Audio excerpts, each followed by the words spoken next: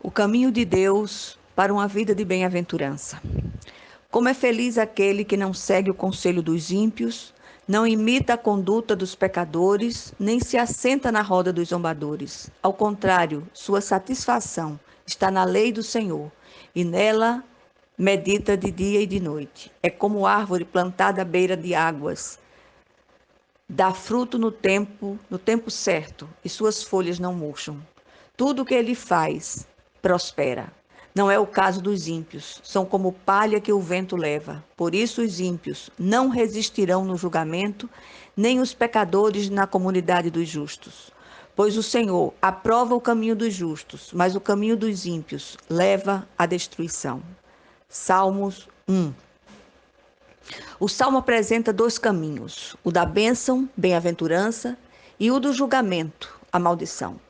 Jesus usa uma imagem que ilustra essa questão em Mateus 7, 13 e 14, quando fala das duas portas. Ele diz: entrai pela porta estreita, largue a porta, espaçoso o caminho que conduz para a perdição. E são muitos os que entram por ela. Porque estreita é a porta e apertado o caminho que conduz para a vida, e são poucos os que acertam com ela. Aqui há um contraste visível entre o justo e o ímpio. Os teólogos o chamam de prefácio do livro dos Salmos. Aqui o editor celestial, muito sabiamente, o direcionou para abrir este livro sapiencial tão precioso, pois as palavras deste cântico indicam o caminho para a bênção, assim como advertem para o julgamento divino.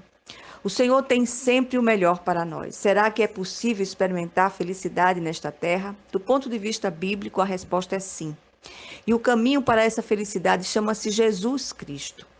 O Espírito Santo hoje nos convida a nos posicionar para experimentarmos essa plenitude, essa bem-aventurança que está reservada para a nossa vida. De que lado queremos permanecer? Do lado das bênçãos de Deus ou do lado dos prazeres mundanos contrários à sua vontade que levam à maldição? O Salmo apresenta o contraste entre o justo e o ímpio, entre o bendito e o maldito. O justo é aquele que recebe a bênção e se torna uma bênção. Antes de mais nada, precisamos deixar claro que a bênção de Deus está diretamente relacionada à obediência. Já falamos sobre isso muitas vezes. Assim como a maldição está para a desobediência. Por isso, de nada adianta orar quebrando maldições e permanecer na desobediência.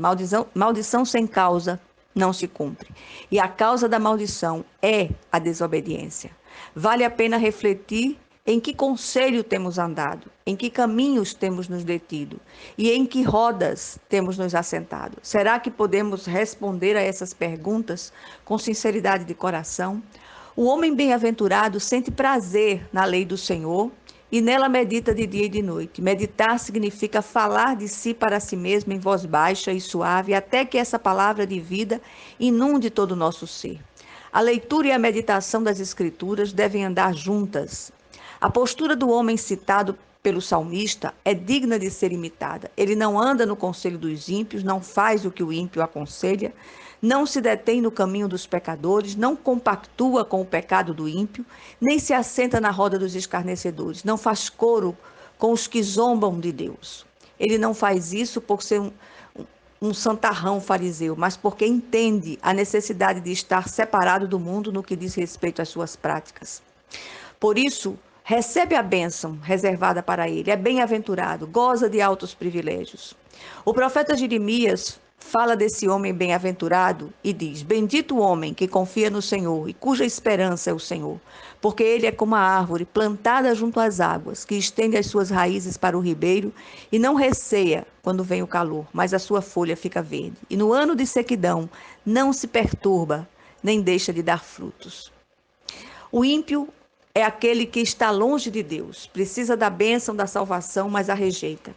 A primeira parte do salmo refere-se a alguém temente a Deus. A segunda metade refere-se aos ímpios, os quais precisamos alcançar com a nossa pregação. E, sobretudo, com o nosso testemunho. Os ímpios são todos os que rejeitam ao Senhor.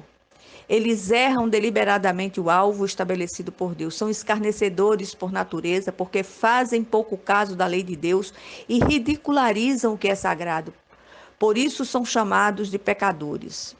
Contudo, precisamos ouvir a palavra do Senhor, e isso é tarefa nossa. Eles precisam ser abençoados com a bênção da salvação. O estado espiritual do ímpio é morto em seus delitos e pecados, diz o apóstolo Paulo.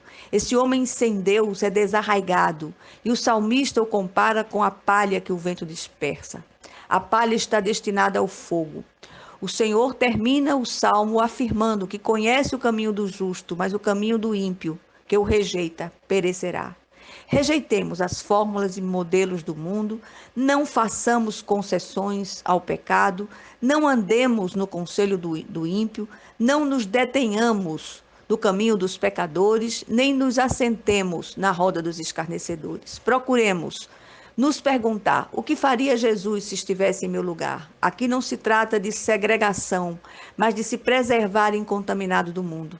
Tenhamos prazer na lei do Senhor, procuremos meditar nela de dia e de noite, sejamos como uma árvore plantada junto às águas, tornemo-nos abençoadores, sejamos frutíferos, incansáveis em viver e anunciar a palavra de Deus para aqueles que estão sendo dispersos pelo vento, como palha imprestável.